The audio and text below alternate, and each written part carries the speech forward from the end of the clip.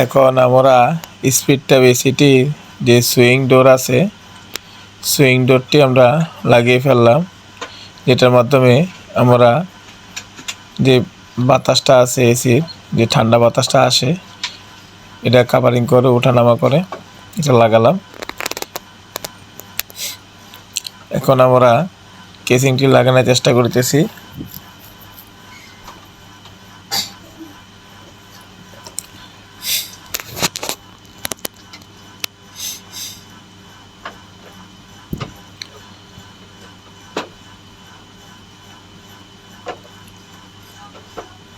কেসিংটি সঠিকভাবে লাগানোর জন্য দেখতেছি কিভাবে সঠিকভাবে লাগানো যায়।